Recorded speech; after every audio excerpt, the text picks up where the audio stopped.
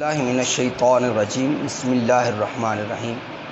محتشم سامعین کرام، ہمارا آج کا یہ ریکارڈڈ لیکچر مختلف اسماء حسنی اور قرآن مجید فرقان حمید کی مختلف آیات جو کہ بہت ساری بیماریوں کا تریاق ہیں ان کے بارے میں ریکارڈ کروایا جا رہا ہے۔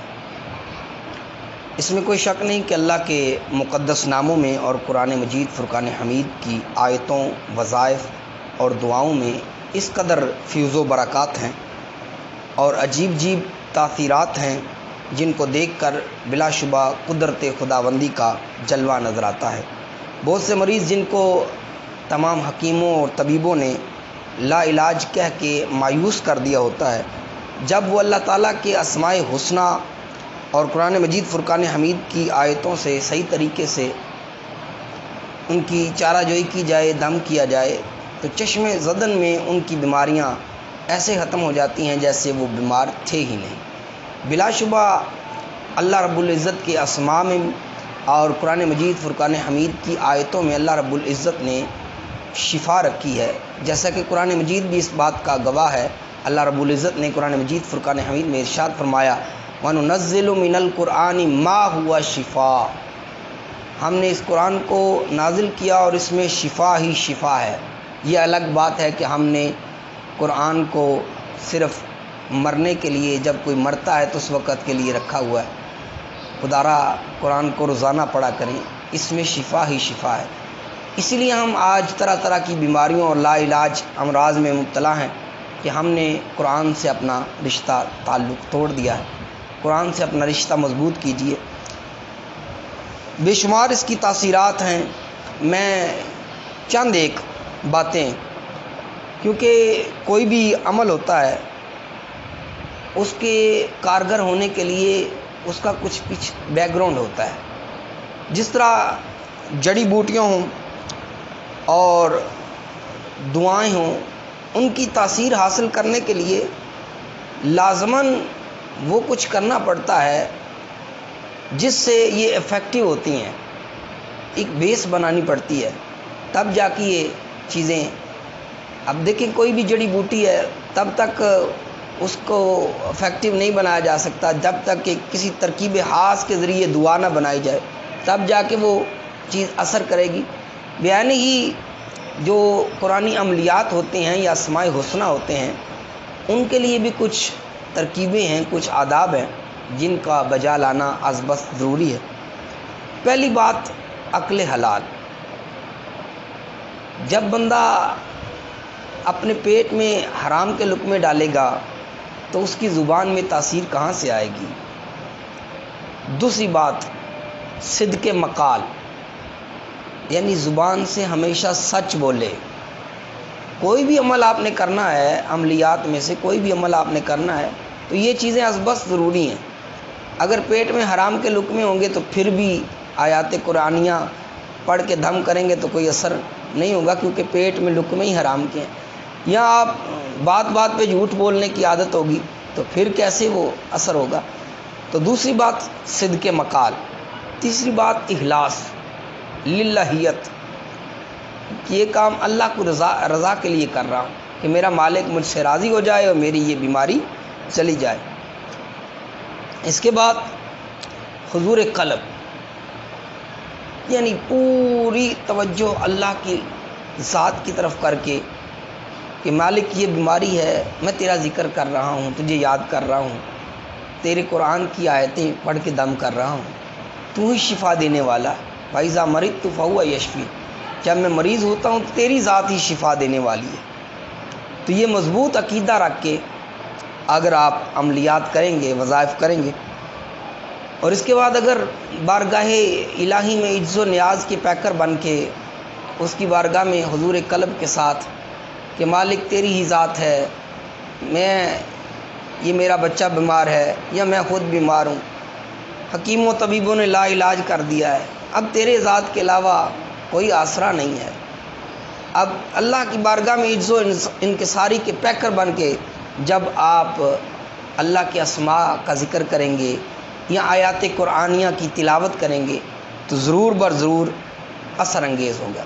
دوسری بات کہ جو بھی عمل میں ابھی ذکر کروں گا، جو بھی عمل آپ نے کرنا ہے اس کے کرنے سے پہلے کچھ نہ کچھ صدقہ و خیرات بھی کرنی ہے۔ جی، کچھ نہ کچھ جو آپ کی توفیق ہے، لازم نہیں ہے کہ اتنے کرو یا اتنے کرو، جو آپ کی توفیق ہے اپنی توفیق کے مطابق حسب توفیق آپ نے عمل کرنے سے پہلے کسی غریب مسکین کو صدقہ دینا ہے۔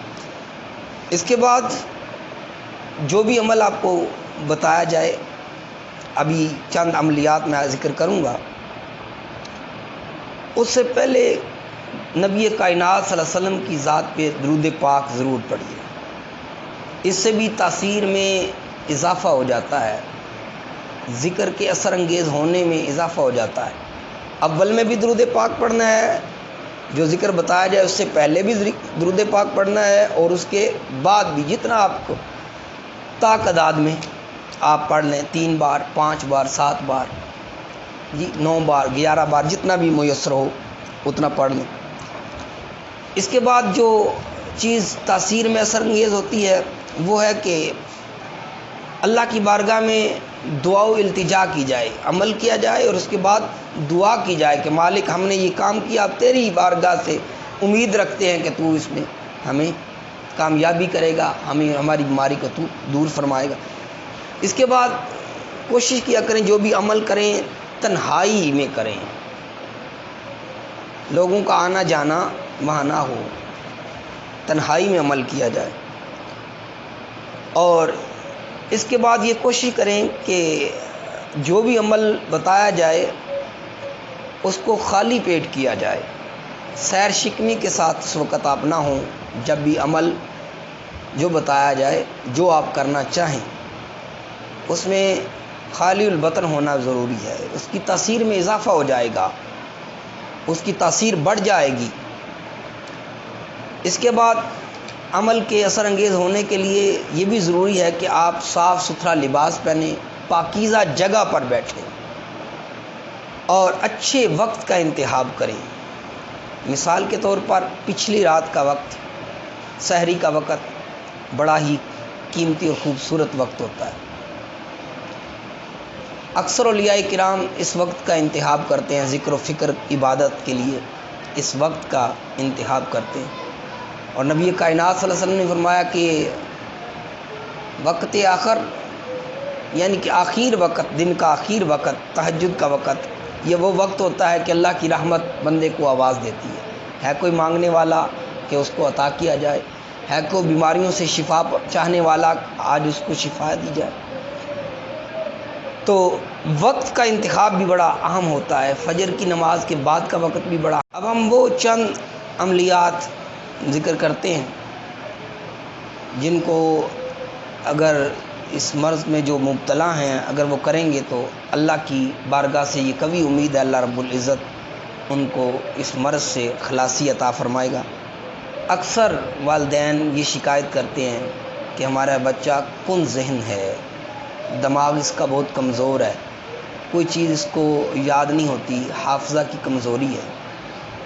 تو ان کے لیے یہ عمل ہے کہ والدین پنجگانہ نماز کے بعد، ہر نماز کے بعد یا کویو یا کویو یا کوی کا ورد کریں اور اس بچے کو دم کریں۔ اللہ رب العزت اس کی کن ذہنی کو، کمزور دماغی کو دور فرما دے گا اور آپ کا بچہ اچھے ذہن والا ہو جائے گا، اس کی یہ کن ذہنی جاتی رہے گی۔ اس کے علاوہ یا علیم و یا علیم کا ورد کریں، یا علیم و یا علیم، یا رب زدنی علما، رب زدنی علما، رب زدنی علما، ہر نماز کے بعد، پنجگانہ نماز کے بعد یہ ورد کر کے اپنے بچے کو دم کریں، اللہ رب العزت اس کو شفا عطا فرمائے گا۔ اس کے بعد جو عمل ذکر کرنے والا ہوں وہ ہے نظر کا کمزور ہونا۔ نظر کی کمزوری کے لیے جو اولیاء کرام وظیفہ ارشاد فرماتے ہیں وہ ہے یا نورو یا نورو یا نور۔ یہ ہر نماز کے بعد اس کا بھی ورد کر کے پوروں پہ دم کر دیں، بچوں کے پوروں کے اوپر دم کریں، یا جو بھی جس کی نظر کمزور ہے اس کے پوروں پہ دم کر کے اس کو آنکھوں پہ اس طرح پھیر لیں پوروں کو، تو اللہ رب العزت بصارت میں تقویت عطا فرما دے گا، اس کو مضبوط فرما دے گا۔ اس کے بعد زبان کی لکنت۔ میں جب بلے شاہ اکیڈمی دوریا میں تدریس کے فرائض سر انجام دے رہا تھا، تو اس دوران ایک بچی وہاں داخل ہوئی، تو اس کی زبان میں کافی زیادہ لکنت تھی اور دوسری بیٹیاں اس کی باتیں سن کے ہنستی تھیں۔ تو میں نے یہ ورد جو میں آپ کو بتانے والا ہوں، اس ورد کو میں نے کہا بیٹی یہ ورد کیا کرو، یہ آیت کریمہ پڑھا کرو، اللہ رب العزت تمہاری زبان کی لکنت کو دور کر دے گا۔ اس بیٹی نے چند ہی دن، مہینہ سے بھی کم دن اس آیت کا وظیفہ کیا، پتہ ہی نہیں چلتا تھا کہ اس کی زبان میں لکنت ہے بھی یا کہ نہیں۔ تو وہ آیت کریمہ کون سی ہے؟ رب اشرح لی صدری ویسر لی امری واحلل عقدۃ من لسانی یفقہوا قولی۔ پھر سنیں، رب اشرح لی صدری ویسر لی امری واحلل عقدۃ من لسانی یفقہوا قولی۔ تو اس آیت کا اگر کثرت کے ساتھ پنجگانہ نماز کے بعد آپ ورد کریں، اور خصوصاً فجر کی نماز پڑھ کے پاکیزہ کنکریاں لے لیں، فجر کی نماز کے بعد پاکیزہ کنکریاں لے لیں، پتھر پاکیزہ لے لیں، ان پہ دم کریں اور ان کو دم کر کے ان پہ منہ میں گھمائیں، ان پتھروں کو چھوٹے چھوٹے پتھر لے لیں اور ان پہ دم کر کے منہ میں گھمائیں، اور ان کو پھر دھو کے سنبھال کے رکھ لیں، اور پھر ان کا ورد کرتے ہوئے 21 مرتبہ آپ نے یہ آیت کریمہ تلاوت کر کے ان پہ دم کرنا ہے۔ اور اگر پتھر اویل نہیں ہے تو ویسے فجر کی نماز کے بعد، بلکہ ہر نماز کے بعد کوشش کریں کہ 21 دفعہ طاقت میں جتنی دفعہ میسر ہو اس آیت کریمہ کا ورد کریں۔ اللہ رب العزت زبان کی لکنت کو بدل دے گا اور آپ کی زبان کی یہ لکنت جاتی رہے گی اور آپ کو اللہ رب العزت شفا عطا فرمائے گا۔ اس کے بعد جو عمل ذکر کرنے والا ہوں وہ ہے دل کا گھبرانا۔ اکثر یہ بھی شکایت کی جاتی ہے جی دل بہت گھبراتا ہے، تو اس کے لیے وظیفہ اور عمل یہ ذکر اولیاء اکرام یہ ذکر کرتے ہیں کہ بسم اللہ الرحمن الرحیم پڑھ کے دل پہ ہاتھ رکھیں، اور اس کے بعد یہ پڑھیں بسم اللہ الرحمن الرحیم الذی آمنوا وتطمئن قلوبہم بذکر اللہ الا بذکر اللہ تطمئن القلوب۔ بسم اللہ الرحمن الرحیم الذی آمنوا وتطمئن قلوبہم بذکر اللہ الا بذکر اللہ تطمئن القلوب۔ اس کا ذکر کریں تو یہ دل کی گھبراہٹ، اللہ کے ذکر سے ویسے بھی تمام معاملات حل ہو جاتے ہیں۔ ہم نے ذکر و فکر چھوڑ دیا ہے اور دنیا میں پڑ گئے اور دنیا کے ہو کے رہ گئے۔ خدا کو بھول گئے لوگ فکر روزی میں، خدا کو بھول گئے لوگ فکر روزی میں، خیال رزق ہے رازق کا کچھ خیال نہیں۔ اس کو یاد کرو، اس کی بارگاہ میں حاضر ہوا کرو، تمہاری ساری بیماریاں خود بخود ہی دور ہو جائیں گی۔ تو یہ چند ایک میں نے وظائف ذکر کیے، انشاءاللہ اگلے لیکچر میں بھی مزید وظائف آپ کے گوش گزار کریں گے۔ تو جن چیزوں کو میں نے مینشن کیا، ذکر کیا کہ ان کا لحاظ رکھتے ہوئے یہ اذکار کریں، تو اللہ رب العزت کی بارگاہ سے یہ کبھی امید ہے کہ اللہ رب العزت آپ کی بیماری کو جلد دور فرما دے گا۔